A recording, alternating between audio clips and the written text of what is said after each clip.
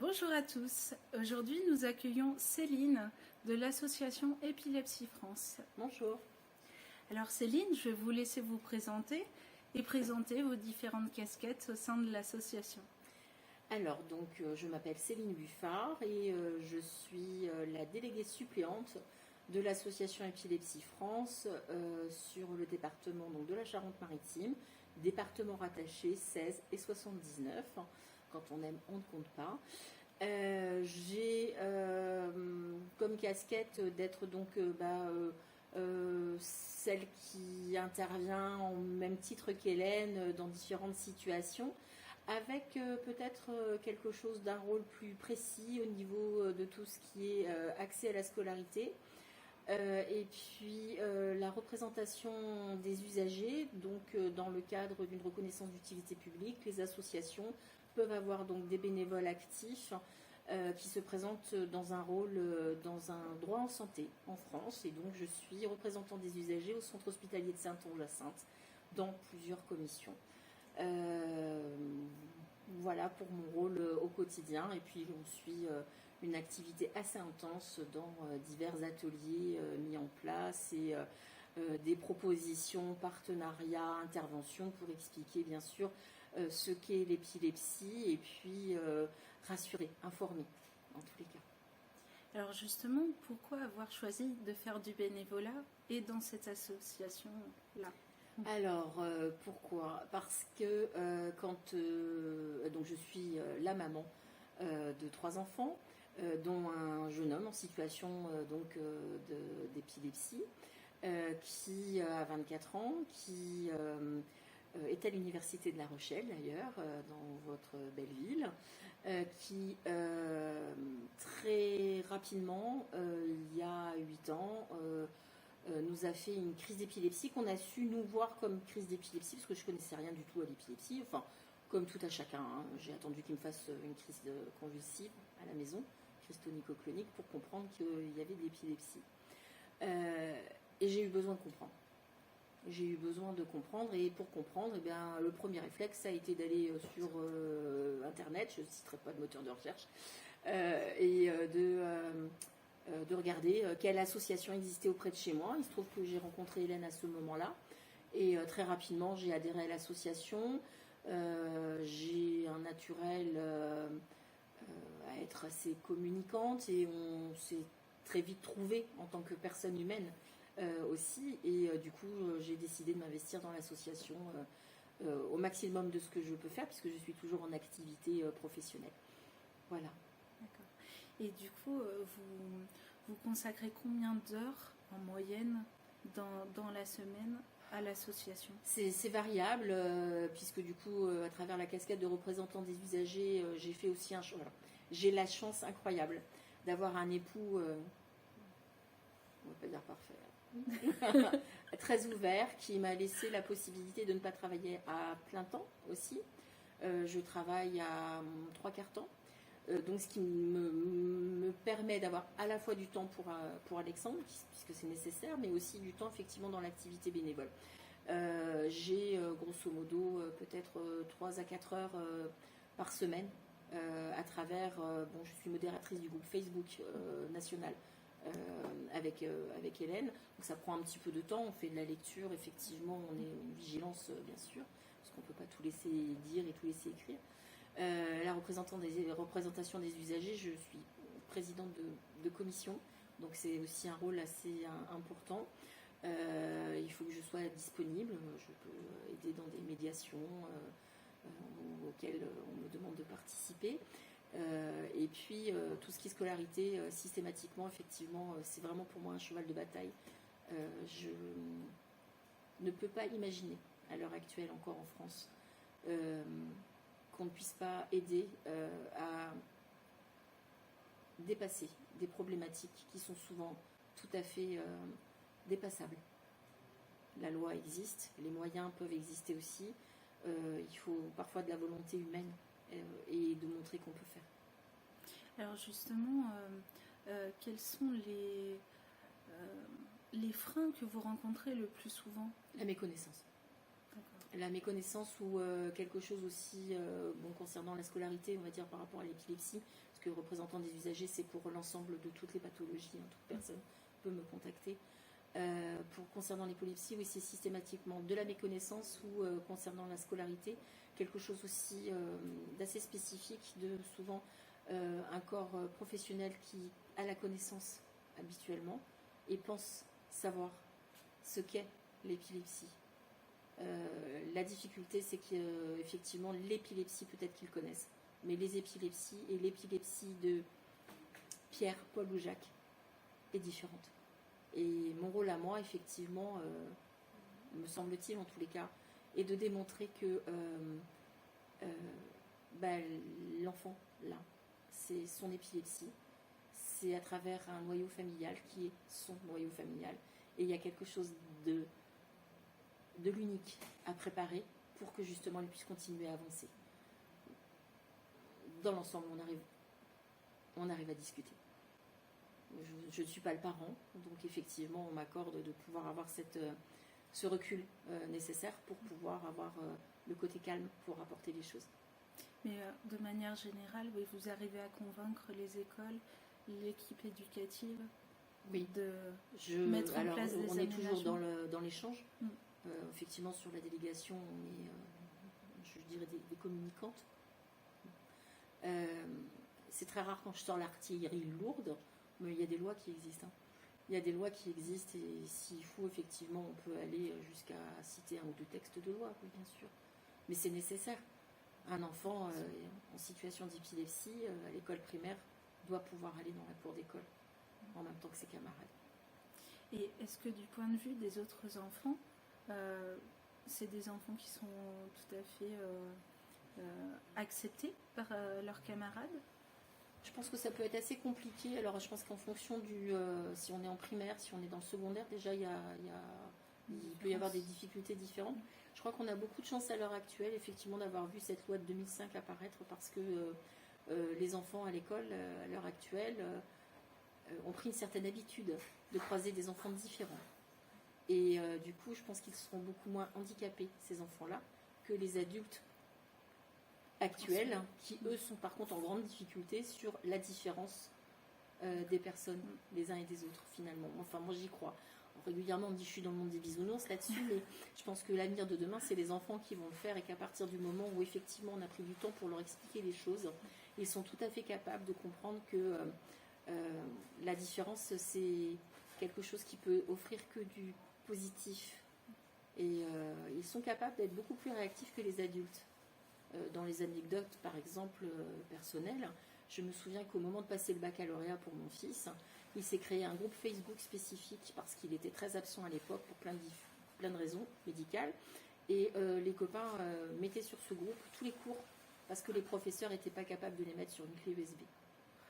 Et alors, je n'incrimine pas les professeurs qui avaient certainement autre chose à faire, ça, il n'y a pas de souci, mais ils ont été hyper réactifs.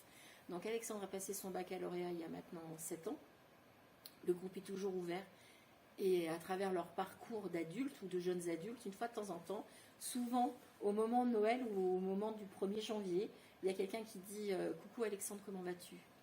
Et c'est là où je me dis que quelque part, effectivement, cette jeune génération, on a beau se plaindre des réseaux sociaux et de l'Internet, a été capable alors ils sont sur une classe de 37, ils ne sont pas 37, hein, voilà. Mais peut-être que les 5 ou 6 qui sont toujours bien présents, eh bien c'est ceux qui vont permettre d'avoir un regard complètement différent sur leurs propres enfants. Et c'est là où je me dis que forcément les choses sont en train de bouger. Ça ne va pas assez vite, ça devrait couler de source. On ne devrait pas avoir besoin de batailler pour des pathologies. On devrait juste mettre en place ce qui est nécessaire d'être mis en place, non pas tel qu'on voudrait que soit la personne, mais telle qu'elle est. Et à partir du moment où on s'autorise à faire ça, dans l'ensemble, il n'y a plus de peur, il n'y a plus de rancune, il n'y a pas de colère, il n'y a pas de pleurs. Et tout le monde fait son chemin. Et en plus, main dans la main dans l'ensemble, donc ça marche plutôt bien. Mais on a encore un peu de travail à faire. Tous autant qu'on est. On a du sens. Vous avez quand même un discours très, très positif, très... je trouve pas le mot, mais ça fait chaud au cœur aussi. Je crois que c'est important parce que alors je pense que j'ai pu être très en colère à un moment donné. D'abord parce qu'effectivement c'est pas juste. Être malade, être en situation de handicap, c'est pas juste. Et ce qui n'est pas juste non plus, c'est la double peine de devoir en plus justifier de sa problématique systématiquement, comme si c'était un boulet qu'on traînait en plus du reste. C'est-à-dire que d'une, vous savez que vous ne pouvez pas faire, mais en plus, il faut le démontrer systématiquement. Et je pense que les associations, du coup, et les bénévoles ont du sens pour pouvoir relayer et pouvoir apporter, moi je dis tout le temps, une petite bulle d'oxygène. C'est juste, du coup, dans les rencontres, nous souvent, effectivement, on a des rencontres avec des gens à un moment donné où on est presque en rupture. C'est-à-dire qu'ils n'en peuvent plus et là, ils se tournent vers l'association pour avoir de l'aide. Et on fait une petite bulle d'oxygène, finalement. On leur rend quoi? La première chose que je rends souvent aux parents, c'est que ce sont d'excellents parents et qu'ils aiment très fort leurs enfants. Parce que du coup, le système, il est tellement... On a l'impression d'être dans un tambour de machine à laver tout le temps en mode essorage. Et du coup, rendre ça, déjà, on commence par poser le cadre. C'est bon, tout va bien, tout va bien. Et après, on essaye d'aider, oui, bien sûr, parce que la colère, on l'a eue, parce que les pleurs, on les a eus aussi, et qu'on ne va pas les enlever, quoi. Enfin, on a le droit d'être en colère et en pleurs, mais il faut continuer à avancer. C'est ça le rôle de bénévole, c'est de continuer à aider à avancer. Est-ce que vous diriez que c'est ce que vous préférez dans ce rôle-là je crois que d'aider les familles à avancer. Oui. J'aurais eu l'opportunité de pouvoir recommencer à travailler à plein temps il y a pas très longtemps, quoi. Il y a tellement de sens dans ce que je fais. Il y a quelque chose de gratifiant à se dire à un moment donné que juste parce qu'on a compris peut-être un peu le rouage finalement et qu'on est extérieur à une situation, l'impact du coup émotionnel est différent, on a pu aider et que les choses sont en train d'avancer, alors peut-être un peu trop lentement, mais qu'elles sont en train d'avancer. Et ça, honnêtement, il n'y a pas beaucoup de métiers au monde qui permettent de se sentir assez à l'aise avec quelque chose qu'on ait fait. On n'est pas toujours fier à 100%, parce qu'il y a des fois on se dit j'aurais pu faire différemment, mais on est juste humain, donc on apprend tous. Et c'est vrai que dans une association, être bénévole, c'est quand on est tout un groupe et qu'on arrive à communiquer et s'apporter les uns aux autres, quoi. Se redonner un peu la flamme, donc cette petite bulle d'oxygène. Et est-ce qu'il y a dans le rôle de bénévole un ou deux éléments qui sont peut-être moins plaisants? Alors, je dirais simplement qu'il faut juste faire attention à ne pas s'y perdre. Il faut donner du temps, mais je pense qu'on n'est pas obligé d'être... ceux qui peuvent être bénévoles à 100%, c'est beau, c'est magnifique. Mais je crois qu'il faut savoir aussi se dire, je ne peux pas être à 100% quand on ne peut pas l'être, et ne pas s'y perdre justement, et savoir mettre des limites. Ne pas être disponible à des heures sans nom quand c'est pas nécessaire. Tout peut toujours attendre le lendemain. Il n'est jamais trop tard. Est-ce que ça veut dire aussi que psychologiquement, ce qui peut être un peu difficile, c'est de quasiment prendre l'histoire de la personne pour soi-même, dans le sens où... je ne sais pas comment fonctionnent les autres associations, mais Épilepsie France fait des formations assez bénévoles, obligatoires. À partir du moment où on est bénévole actif, il y a une formation à avoir, où on nous aide à trouver des pistes justement pour pouvoir prendre ce recul nécessaire à pouvoir ne pas être enseveli, parce qu'impacté on l'est. On fait que des rencontres. Moi je dis toujours, je rencontre que des gens absolument merveilleux à travers cette... c'est le seul point positif, je dirais, de la maladie de l'épilepsie. C'est une maladie qui est imbuvable, qui est terrible. Elle m'a permis des rencontres absolument merveilleuses, quoi. Et ça, il n'y a pas de prix. Humainement parlant, c'est ce qui est très fort. Et si vous aviez une personne en face de vous qui se dit, bon, le bénévolat, pourquoi pas, mais dans quel assaut, qui ne sait pas trop, qu'est-ce que vous lui diriez? Je crois que dans toutes les associations, finalement, on est prêt à avoir des bénévoles actifs. Je lui dirais de visiter les associations, de les contacter, de prendre le temps nécessaire d'observer. On peut effectivement avoir du temps à passer et des envies complètement différentes. Enfin, j'imagine qu'on peut très bien avoir envie d'intervenir auprès d'animaux, si on aime jardiner, il doit y avoir aussi moyen de trouver et de prendre ce temps-là pour voir, effectivement, de se rencontrer les uns les autres. Enfin, la différence, là encore une fois, ne fait qu'apporter à un groupe. Hein. Et du coup, de ne pas hésiter parce que ça fait du bien d'être bénévole. Hein. On n'est pas payé, on passe du temps et on se fait du bien. Donc, c'est pas mal finalement. Est-ce que votre conjoint fait aussi partie de l'association? Alors, on est tous adhérents. Oui, donc conjoint et enfant. On est tous adhérents à l'association Épilepsie France, puisqu'il y a une adhésion famille en plus dans l'asso. Et Sébastien est présent, alors de manière ponctuelle. Alors, c'est pas un communicant, c'est quelqu'un qui est discret. On a beaucoup de bénévoles discrets, mais efficaces. Et il apporte aussi, c'est le papa d'Alexandre, donc il a aussi une vision de la situation un peu différente de la mienne, effectivement. Peut-être qu'être bénévole, on devient presque détaché, presque des professionnels. Enfin non, on est professionnels. Des patients experts. Oui, oui, complètement. On nous appelle parents experts. En l'occurrence, j'ai ce titre extraordinaire. Alors mon mari, il a son expertise à lui.